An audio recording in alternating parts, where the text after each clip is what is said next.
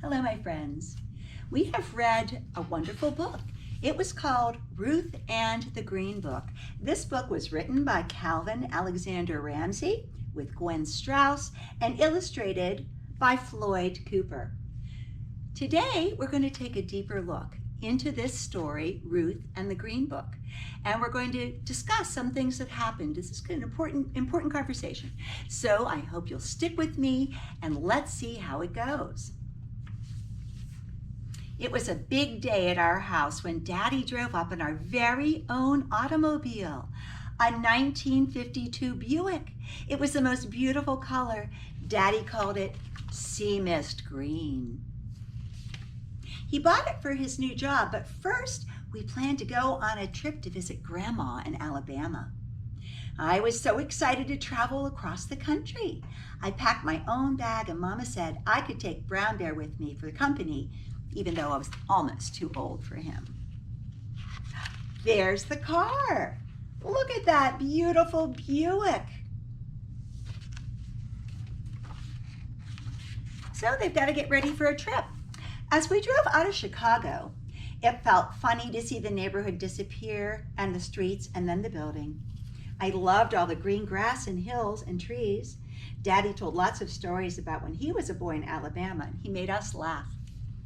Eventually, we stopped and had a picnic lunch that Mama had packed. She'd been cooking all week to get ready for this trip. So they're going on a big trip. They are leaving from Chicago and driving all the way down to Alabama.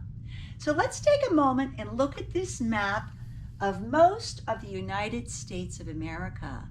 These are the states that hook together like puzzles. They're called contiguous, sort of like continuous.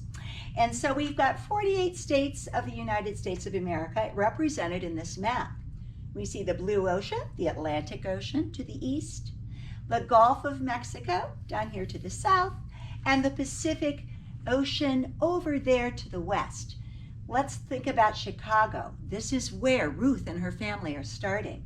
It's right down here on the southern part of Lake Michigan, one of the 5 Great Lakes, and they had to get in a car and take a journey down through all these states. Which way are they going? They are going south. Remember your compass rose, north, east, south, and west. They're traveling all the way down to Alabama to see Grandma. It's a long car trip.